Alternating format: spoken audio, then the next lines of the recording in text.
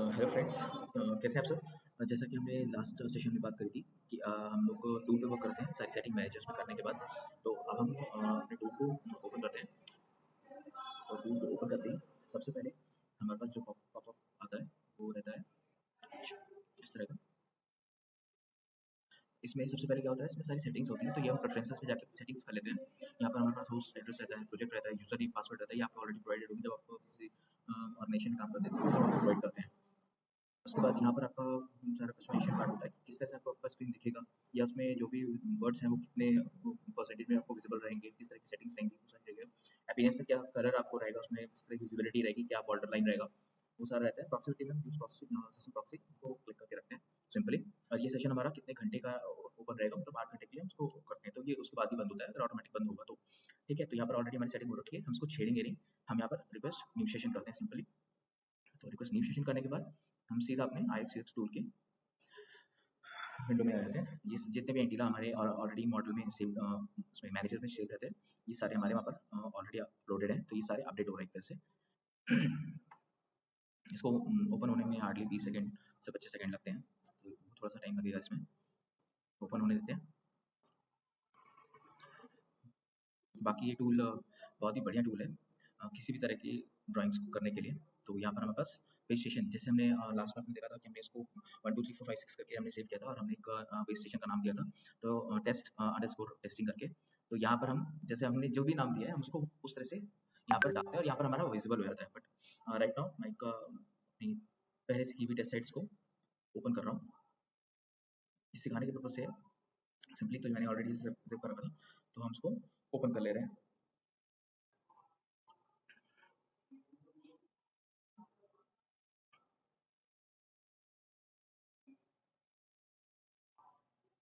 ये मैंने ऑलरेडी एक टेस्ट पर्पज से बनाई थी साइट। तो अभी ये जो ओपन होगी तो हम क्या करेंगे, हम इसको भी डिलीट कर लेंगे ताकि मैं आपको शुरू से कैसे करते हैं मैं वो बता सकूं। तो एक बार ओपन होने देते हैं। हमने इसमें जो भी किया था हम इसको सिंपली डिलीट कर लेंगे ताकि उसमें दोबारा से सब चीज़ें कर सकें, बता सकें।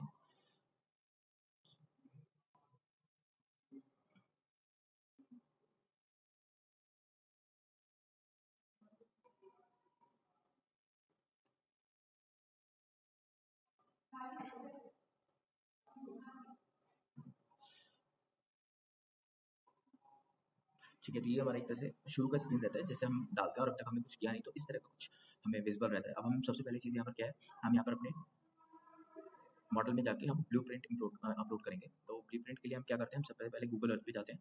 गूगल अर्थ पे मान लेते हैं कि हमारे पास ऑलरेडी एक सीडी से हमारे पास हमें लैटलॉन्ग मिला रहता है। तो लैटलॉन्ग लैटलॉन्ग ले लेते हैं कि लैटलॉन्ग हमारे पास ये 2 लैटलॉन्ग्स हैं। तो लैटलॉन्ग को यहाँ पर कर लेते हैं। लैटलॉन्ग वाली डिटेल्स आपको सारी सीडी से मिलेगी। तो ये हमने लैटलॉन्ग डाला और हम सीधे अपने बिल्डिंग पॉइंट पे पहुंच गए। तो ये हम मान के चल रहे हैं कि इस बिल्डिंग में जो है वो 3 सेक्टर पे अपने एंटीना लगे होंगे। ठीक है, तो हम क्या करेंगे, सबसे पहले इस लैटलॉन्ग की प्रॉपर एक इमेज ले लेंगे ताकि हम इसको ड्रॉ कर सकें। इसको सेट करते हुए हम यहाँ पर इसका एक स्निप कर लेते हैं। हमने ये स्निप कर लिया जिसमें हमारी बिल्डिंग हमें प्रॉपर विजिबल हो। स्निप करने के बाद इसको सेव कर लेते हैं। Test test testing.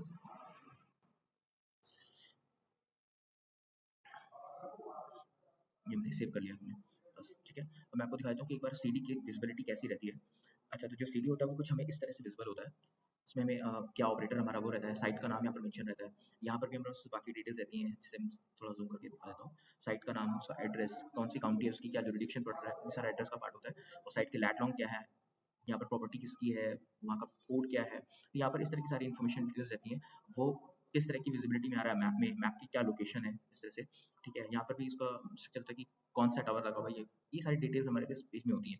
तो नेक्स्ट पेज इसका जो आता है उसमें रहता है हमारे पास कि हमारा जो सीडी है मींस कंस्ट्रक्शन ड्राइंग, तो हमारा जो टावर है वो कैसा टावर है। तो यहाँ पर एक मैं आपको जो दिखा रहा हूँ, ये एक सीडी का किसी दूसरी सीडी का पार्ट है। तो मैं आपको जस्ट रेफरेंस के लिए दिखा रहा हूँ कि इस तरह से हमारे पास एक मोनोपोल खड़ा हुआ है, यहाँ पर एक एंटीना लगा हुआ है। एंटीना हमारे पास ये जो 360 डिग्री सिनेरियो में रहता है, ये हमारे पास एंटीना है, ठीक है। तो इस तरह से ये सारी इन्फॉर्मेशन हमारे पास रहती हैं। इसी तरह से हम देख लेते हैं बाकी इसमें सीडी में उसमें उसका जो टॉप व्यू है वो किस तरह का दिख रहा है, उसमें और क्या लगा हुआ है, कौन सा रेडियो है, किस तरह से प्लेस्ड है, ये सारी हमारे पास इन्फॉर्मेशन, ये सारी सीडी की इन्फॉर्मेशन रहती है।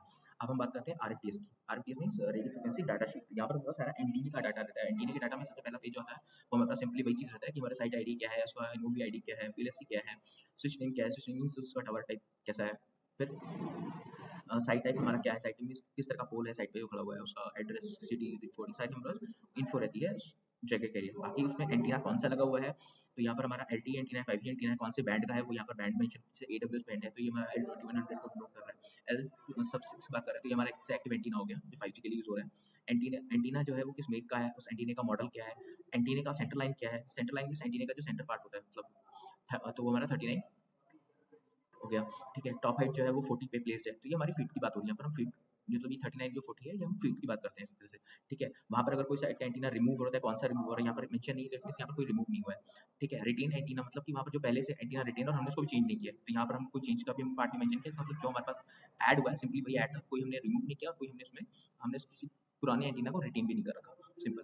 अब उसमें आरटीएस में जो नेक्स्ट रहता है उसमें ये रहता है कि एंटीना का पोजीशन क्या है, तो यहाँ पर हमारे पास एक क्योंकि सिंगल एंटीना था तो हमारा अल्फा, हमने इसको अल्फा से डिनोट कर रखा है। अब उस एंटीना में जितने भी ये पोर्ट्स हैं तो हम कौन से पोर्ट को अपने लो बैंड के लिए यूज कर रहे हैं और कौन से पोर्ट को अपने हम मिड बैंड के लिए यूज कर रहे हैं। तो हमारे जैसे ये 9, 10, 11, 12 ये हमारा लो बैंड को डिनोट कर रहा है, तो ये हमारा ब्लैक कलर है, यहाँ से हम देख सकते हैं कि ब्लैक कलर हमारा 700 और 850 लो बैंड को डिनोट कर रहा है, ठीक है। और वो किस रेडियो से अटैच है, तो वो हमारा 4461 B77D रेडियो के साथ अटैच है, सिंपली। ये हमारा ब्राउन कलर में है, ब्राउन कलर हमारा यहाँ पर देख सकते हैं कि ब्राउन कलर हमारा जो है वो AWS को मतलब 2100 के लिए बोल रहा है, तो यहाँ पर ये हमारा 2100 ये हमारा इस पर्टिकुलर रेडियो से अटैच है। इस तरह से हम आरएफआईडी और सीडी की इन्फॉर्मेशन को ब्रिंग आउट करते हैं, ठीक है। तो अब चलते हैं सीधे से, हमने ऑलरेडी पिक्चर ले ली है गूगल अर्थ से, अब हम उसी पिक्चर को यहाँ पर प्लेस करेंगे, ठीक है। तो सबसे पहला काम हमारा होता है हम इसको ब्राउज कर लेते हैं अपने डाटा से। ये हमारा पिक्चर आ गया, ठीक है। पिक्चर हमारे पास यहाँ पर आ चुका है। अब हम क्या करेंगे, हम यहाँ पर इसकी स्केलिंग करेंगे ताकि हमारे पास जो भी हम हाइट क्रिएट करते हैं तो उसकी जो लेंथ है वो 99.9% एकदम एक्यूरेट है, ठीक है। तो हम यहाँ पर स्केल करते हैं, तो हम स्केल करने के लिए हम कुछ पॉइंट्स ले लेते हैं। जैसे हम गूगल अर्थ पे गए, हमने हमने ये चेक कर लिया कि यहाँ पर मान लेते हैं हमारे पास बिल्डिंग का हम कोई भी पार्ट ले लेंगे, हम एक काम करते हैं उसकी ये विड्थ ले लेते हैं, तो इसके से पहले हम इसकी देख लेते हैं कि कितने फीट में जा रहा है ये। तो ये हमारे पास जो इसकी चौड़ाई है ये हमारे पास है 310.83 फीट, ठीक है। तो हम इसी चीज़ को हम रेफरेंस लेके चलेंगे अभी स्केलिंग करते हुए। तो स्केलिंग करने के लिए हमारे पास 310 83 आ गया, ठीक है। तो हम काम करेंगे, हम अपनी बिल्डिंग के पास जाएंगे और पॉइंट ले लेते हैं, और हमने इस बिल्डिंग के लिए लिया था, इस बिल्डिंग को हम 310.83 पे सेट कर लेंगे। ये हमने सेट कर लिया 310.83, ये हमने सेट कर लिया है। अब हमने इसको ओके कर दिया। अब हम इसको, ये हमारा स्केलिंग का पार्ट हो गया। तो पहली चीज़ होती है हम जब भी इसमें कोई मैप सेट करते हैं तो हम पहले इसकी स्केलिंग कर लेते हैं ताकि हम बनाते हुए उसको और एक्यूरेसी दे पाएँ, चीज़ों की हाइट और उन सबको मेंटेन कर दें। क्योंकि अगर ये चीज़ हम बराबर करेंगे तो ही हम क्लियर कर पाएँगे कि एंटीना अगर किसी भी पॉइंट पे लगा है तो वो किस डायरेक्शन में और कितना रेडिएट करेगा। इसलिए स्केलिंग बहुत ज़रूरी होती है ताकि हम उसको एग्ज़ैक्टली कैलकुलेट कर पाएँ। तो हमने ऑलरेडी स्केल कर लिया है, तो अब नेक्स्ट पार्ट आता है हमारा इनको ड्रॉ करने का, ठीक है। तो हम यहाँ से देख लेते हैं कि जो बिल्डिंग हमारी है वो किस तरह से है, सिंगल फ्लोर है, ग्राउंड फ्लोर है, कितने फ्लोर्स में है। तो ये हम देख पा रहे हैं कि हमारे पास ये जो है ये सिंगल फ्लोर की बिल्डिंग है, ठीक है। तो सिंगल फ्लोर की बिल्डिंग के लिए हम सबसे पहले क्या करेंगे, हम क्रिएट बिल्डिंग के लिए कॉर्नर 1 ले लेते हैं, हमने ये लिया, कॉर्नर 2 लिया, कॉर्नर 3 लिया और कॉर्नर 4 लिया। कॉर्नर 4 ले लिया, ये हमने ले लिया, ठीक है। हमने कॉर्नर सेट कर लिया, अब हमें इसकी हाइट सेट करनी है। तो हाइट हमें, अब जैसे कि मैंने आपको बताया सीडी में हमारे पास इन्फॉर्मेशन होती है, तो सीडी में ये भी इन्फॉर्मेशन होती है कि कोई भी जो बिल्डिंग है वो किस हाइट की बिल्डिंग है, इसकी हाइट क्या है। तो right now because we are just making it an on assumption, तो हम इसको मान के चलते हैं कि इस बिल्डिंग की जो हाइट होगी वो 39 फीट के आसपास होगी। तो हमने 39 हमने सेट कर दिया, तो यहाँ पर ये बिल्डिंग जो है हमारी वो क्रिएट होगी 39 फीट की, ठीक है। और इसमें अब ये कुछ टिल्टेड टेंट जैसा भी बना हुआ है, आप देखोगे तो यहाँ पर एक हमको दिखता है कि हल्का सा ये यहाँ पर इसकी हाइट थोड़ी सी ज़्यादा है, यहाँ पर कम है। तो हम इसके लिए इसी तरह का एक सेट कर लेते हैं। तो इसके लिए हम क्या करेंगे, इसके लिए हम सिंपली जाएंगे, बस ये इस तरह से क्रिएट रूफ का एक ऑप्शन होता है, इसको हम सेट कर लेते हैं।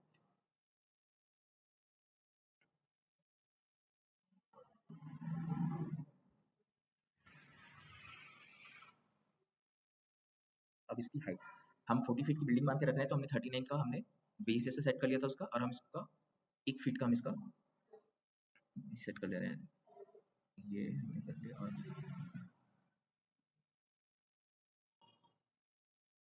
ये हमारा रूट बन गया। अब जब आप इसको देखोगे तो ये आपको थोड़ा सा उठा हुआ दिखेगा यहाँ से, ये इस पॉइंट से उठा हुआ है। वैसे इसको थोड़ा और अगर क्लियर कर लें, मान लेते हैं हम इसकी हाइट थोड़ी सी और बढ़ा देते हैं, तो ये आपको ज़्यादा क्लियर हो जाएगा। तो इसको हम डबल सेलेक्ट कर लेते हैं, इसकी हाइट हम मान लेते हैं 15 फीट। तो 15 फीट जैसे हमने सेट किया, अब ये देखो, अब आपको क्लियर हो जाएगा कि हमारा थोड़ा सा हाइट उठ गया है। तो ये बिल्कुल उस तरह से आ गया जैसे जनरली लोग क्या करते हैं, टीन शीट सेट करा देते हैं गोडाउन्स में, तो इस तरह का दिखता है। तो ये उसी तरह का हमारे पास स्ट्रक्चर आ गया, राइट। तो इस तरह से हमारा ये स्ट्रक्चर हमने कर लिया है। अब हमें ये भी पता है यहाँ पर बगल में भी एक उसके एक छोटा सा बिल्डिंग बना हुआ है, हम उसको भी ड्रॉ कर लेते हैं।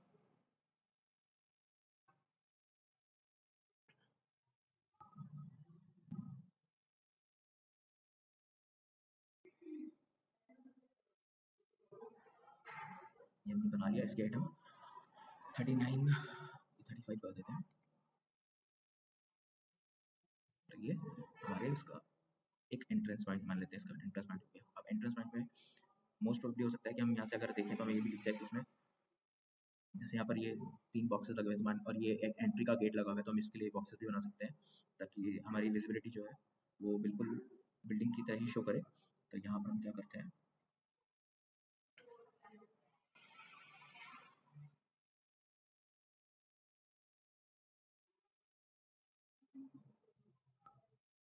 ये इस तरह का हमारा स्ट्रक्चर क्रिएट हो गया।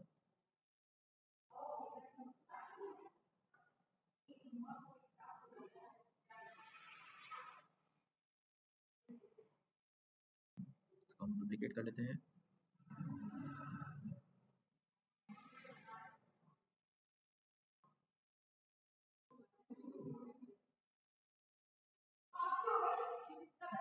ये हमारे उसी तरह का रिफ्लेक्ट आ गया। हमें पता है यहाँ पर हमारे पास कई बार एंट्रेंस पॉइंट भी था, यहाँ पर कई बार एंट्रेंस बना हुआ, तो उसके लिए हम क्या करेंगे, इसके हम गेट बना लेंगे। शेप में जाके बेसिक शेप्स में जाके हम चेक कर लेते हैं। यहाँ पर हमें नहीं है, ठीक है, माउस में देख लेते हैं, देख लेते हैं। यहाँ पर हमारे पास ऑलरेडी डोर का ऑप्शन है, हम यहाँ पर क्या करेंगे, एक एंट्रेंस के लिए डोर भी क्रिएट कर देते हैं। ये हमारा डोर बन गया जहाँ से हमारी एक्सेस रहेगी बिल्डिंग में, ठीक है। तो ये एक तरह से हमने इसका कॉपी कर लिया है, ठीक है। अब यहाँ पर इसके आसपास में हमारे पास बिल्डिंग भी बनी हुई है, तो बिल्डिंग भी देख लेते हैं, बिल्डिंग की हाइट कितनी है। तो हम यहाँ से चेक कर सकते हैं। वैसे अब चाहो तो इस बिल्डिंग की हाइट यहाँ से भी चेक कर सकते थे, जैसे हमने वहाँ पर बना दी है। तो बिल्डिंग की हाइट अगर हम चेक करनी है तो हम यहाँ से चेक कर लेते हैं बिल्डिंग की हाइट जा कितनी रही है। तो बिल्डिंग की अगर हम हाइट देखें,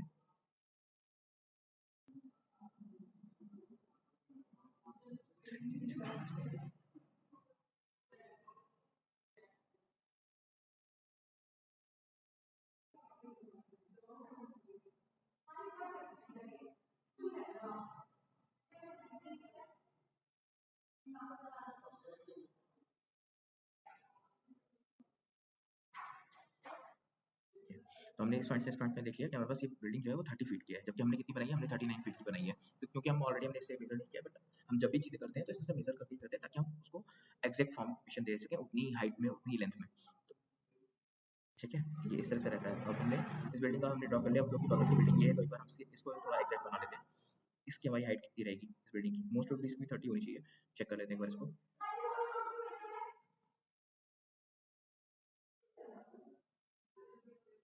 ये 25 फीट की है, ठीक है। तो 25 फीट की हमें यहाँ पर बिल्डिंग में सेकंड बिल्डिंग जो है 25 फीट के आसपास की बनानी पड़ेगी। तो ये बिल्डिंग जो है वो 25 फीट के आसपास की हाइट की है। तो इसके लिए हम दोबारा क्रिएट बिल्डिंग में जाएंगे, और यहाँ पर हम जो क्रिएट करेंगे बिल्डिंग वो हम 25 फीट की करेंगे।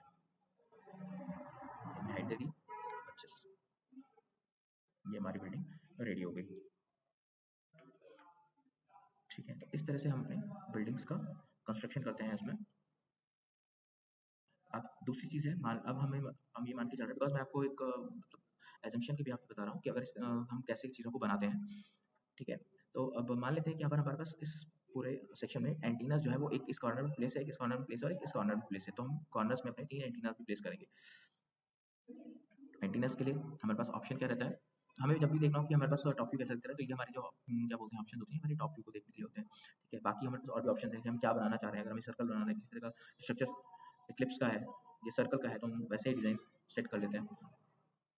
ये सर्कल आ गया, ठीक है। तो इस तरह से हमारे पास बहुत सारे ऑप्शन रहते हैं ताकि हम हर चीज़ को प्रॉपर बना सकें। अगर ये क्यूबाइड होता या फिर क्या बोलते हैं यहाँ पर सिलेंडर पोल लगा होता तो हम इन ऑप्शंस का भी इस्तेमाल कर सकते हैं। तो हमारे पास बहुत सारे ऑप्शंस होते हैं। इवन हमारे पास अगर यहाँ पर पेड़ वेड़ लगे होते हैं तो हम ट्रीज के लिए भी हमारे पास ऑप्शन रहता है कि हम उसको ट्रीज को भी सेट कर सकते हैं। यहाँ पर ट्रीज है तो ट्री की हाइट क्या होती है, जनरली 15 फीट के आसपास का पेड़ होता है, ठीक है। तो उस ट्री का रेडियस क्या है, बॉटम रेडियस क्या है, तो बॉटम रेडियस मान लेते हैं, नीचे से ट्री थोड़ा चौड़ा होता है तो बॉटम रेडियस मान लेते हैं 5 है, ऊपर से थोड़ा हल्का रहता है तो मान लेते हैं 2.5 है, ठीक है।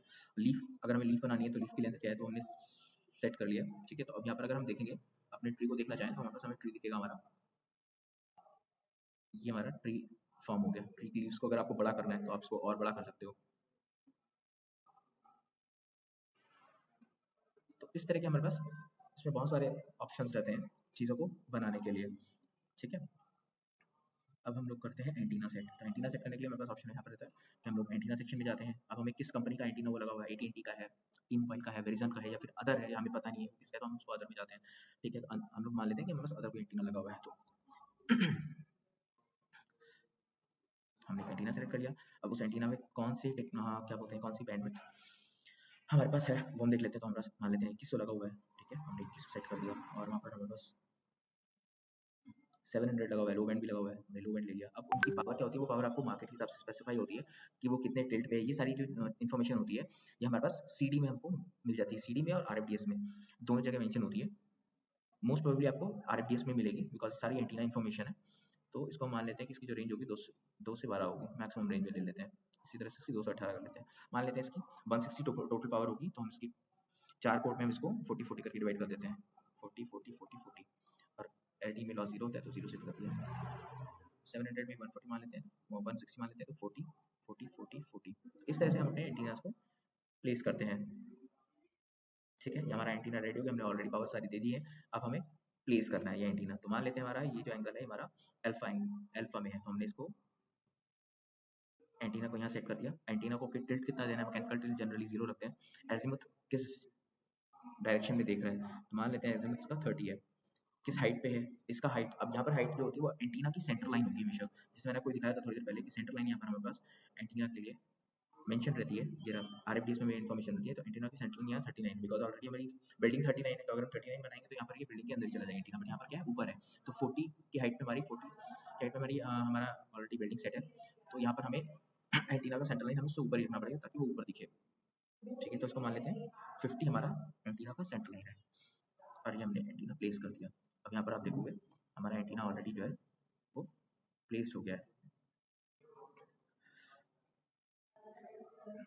मैं ये सब चीज़ें आपको एग्जीबिशन बेस्ड बना रहा हूँ बिकॉज ऐसा कुछ है नहीं, ठीक है, ताकि आपको एक आइडिया लग सके कि होता क्या है इस टूल से।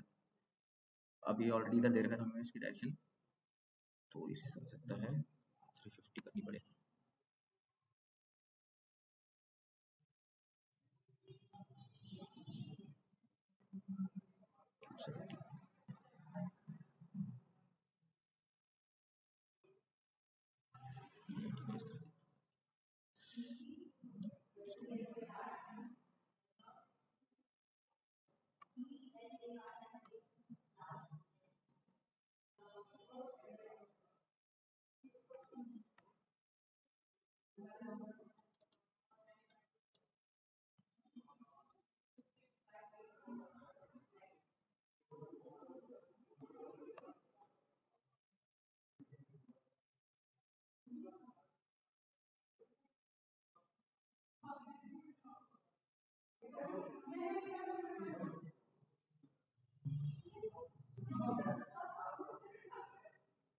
ये हमने इसको प्लेस कर दिया एंटीना में। अब एंटीना का सेंटर, ये हमने एंटीना का सेंटर लाइन 50 ले रखा है ना, एंटीना आधा नीचे घुसा हुआ है, ऐसा तो होगा नहीं। यहाँ एंटीना में 50 करना चाहिए, हमने 50 करा, 50 करते एंटीना हवा में आ गया, ठीक है। अब हम क्या करते हैं, एंटीना को खड़ा करने के लिए हमें कुछ ना कुछ पोल भी चाहिए होगा। यहाँ पर एक छोटा सा पोल ले लेते हैं, इसको सेट कर लेते हैं। तो ये हमारा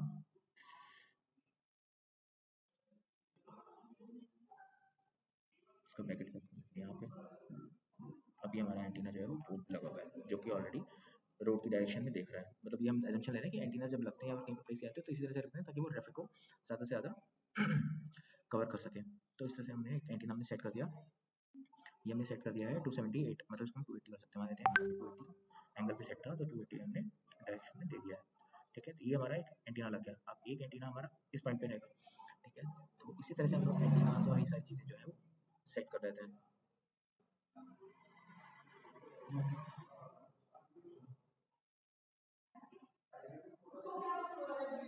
तो कॉपी किया, डुप्लीकेट किया, कॉपी नहीं होगा इसमें, डुप्लीकेट होता है सीधे सीधे। हमने इसको यहाँ प्लेस किया, हमने आप उसकी इसके एंगल को चेंज करते हैं 60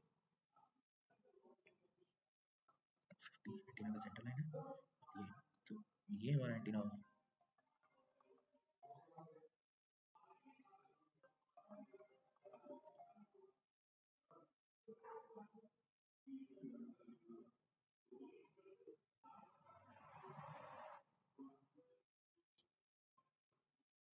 ये हमारा हो गया एंटीना टू पीस, ठीक है।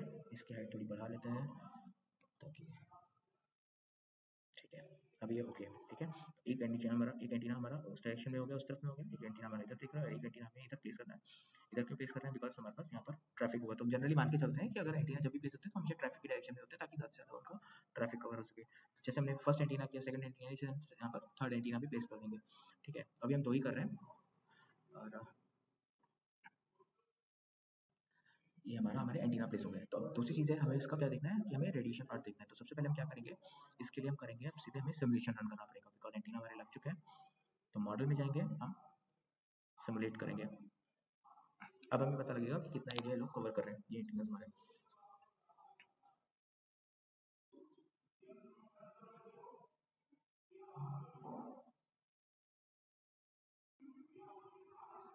कैलकुलेशन में थोड़ा टाइम लगता है,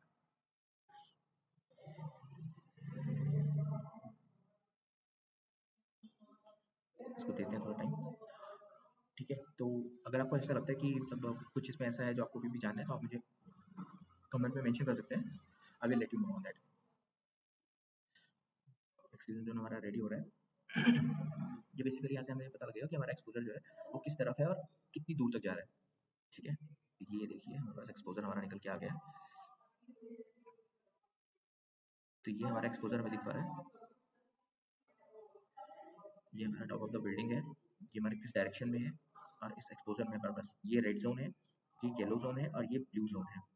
तो इसमें हमारे पास ये बिल्कुल सेफ साइड है बिकॉज इतनी हाइट पे कोई बंदा भी नहीं खड़ा होता। यहाँ पर कोई बंदा अगर आएगा तो ऑक्यूपेशनली आएगा वर्क करने के लिए, तो ये हमारे लिए सेफ्टी लिमिट्स के हमारे अंदर है। तो हमें यहाँ पर कोई भी चेंजेस करने की जरूरत नहीं पड़ेगी, किसी भी तरह का हमें यहाँ पर मिटिगेशन करने की जरूरत नहीं है। किसी भी एक्सपोजर से किसी भी जनरल पब्लिक को किसी भी तरह का कोई हार्म नहीं है बिकॉज ये सब चीज़ हमारी लिमिट के अंदर में शो हो रही है, ठीक है। तो इसी तरह से हमारा ये हमारा एक्सक्लूजन जोन बन गया। अब हमें क्या करते हैं, उसके लिए एनवायरमेंटल स्लाइसिंग भी करते हैं। तो एनवायरमेंटल स्लाइसिंग के लिए हम क्या करेंगे, सबसे पहले हम आएंगे एनवायरमेंटल स्लाइसिंग के लिए हम एक एरिया सेट कर लेते हैं। तो पॉलीगॉन और डिस्प्ले पे क्लिक करेंगे, यहाँ पे कॉर्नर सेट कर लेते हैं, इसको सेट करके कॉर्नर ले लेते हैं यहाँ से यहाँ तक, ये हमने कॉर्नर सेट कर लिए। अब इसकी हाइट, क्योंकि हम ये एंटीना किस पे लेंगे तो हाइट यहाँ पर कोई खड़ा, मतलब यहाँ पर कोई खड़ा नहीं सकता, तो हाइट को हम उसको सेंटर लाइन रखेंगे सिंपली। सेंटर लाइन हमारा कितना था एंटीना का सेंटर लाइन हमने 50 चूज किया था, ठीक है। अब क्योंकि यहाँ पर कोई स्टैंड नहीं हो सकता, मतलब कोई खड़ा नहीं हो सकता, तो हम यहाँ पर नन ही रहने देंगे। बाई चांस हम इसको ग्राउंड पे करते तो ग्राउंड पे हम क्या करते हैं, ग्राउंड पे हम 3 पॉइंट वाला पॉइंट ले लेते हैं, 3.6 फीट रेंज, ताकि हम अगर कोई बंदा खड़ा हो रहा है तो मान के चलते हैं कि assumption में कि वो हमारा 6 फीट का बंदा होगा, तो वो ग्राउंड से और 6 फीट का रेंज में दे दे। जैसे मैं यहाँ पर बात कर रहा हूँ तो यहाँ पर हमें क्या होगा, यहाँ पर देखो आपको रेंज मिल जाती है 47 से 53। तो अगर मैं ग्राउंड करूँगा तो ग्राउंड की हाइट कितनी रहेगी, वो 0 रहेगी, तो 0 से 0 रहेगी, ठीक है। तो जब भी हम ग्राउंड के लिए सेट करते हैं तो 0 की जगह हम उसमें 3 सेट कर लेते हैं ताकि हमारा जो रेंज निकल गया है वो 0 to 6 निकल गया है। तो हम यहाँ पर 3 सेट करेंगे तो हमारे 0 to 6 की रेंज आ जाती है। लेकिन अब हम एंटीना की बात कर रहे हैं तो एंटीना के लेवल पे तो कोई खड़ा होने जाएगा नहीं, तो यहाँ पर हम सीधे सीधे एंटीना का सेंटर लाइन ले लेंगे और इसको हम नन पे रहने देंगे सिंपली, ठीक है। हमने इसको ओके किया और ये हमने अपना एनवायरमेंटल स्लाइस रन कर दिया। अब हमें इससे क्लियर हो जाएगा कि हमारा कितना पार्ट जो है वो सेफ जोन में है और कितना हमारा डेंजर जोन में है। तो ये सारी चीज़ें रहती हैं, इसी तरह से हम ये सब ड्राइंग्स क्रिएट करते हैं। हर मार्केट के लिए अपनी अपनी स्पेसिफिकेशन अलग होती हैं, तो ये मार्केट पे डिपेंड करता है कि वो हमें क्या स्पेसिफाई करना चाह रहे हैं, किस तरह से उसकी चीज़ों की डिमांड है, ठीक है। थोड़ा सा समय लगता है इसमें, वेट करते हैं।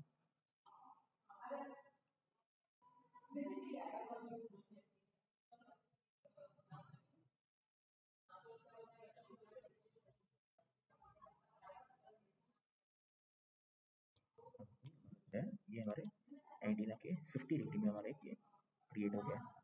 ठीक है, अब हमें ये दिखा रहा है कि हमारा जितना भी ग्रीन जोन है, ग्रीन जोन मतलब कि हमारा सेफ साइड है।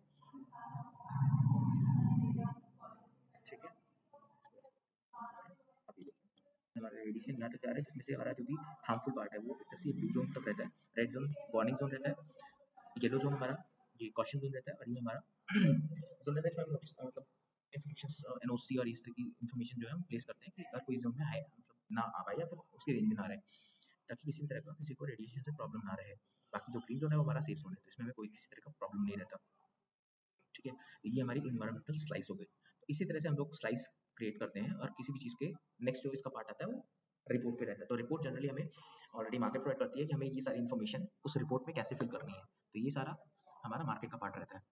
तो होप कि आपको समझ में आ गया होगा इसको हमने कैसे ड्रॉ किया, कैसे हमने चीज़ें बनाई, कैसे हमने सीडी और आरएफडीएस का पार्ट हमने इसमें यूटिलाइज किया है।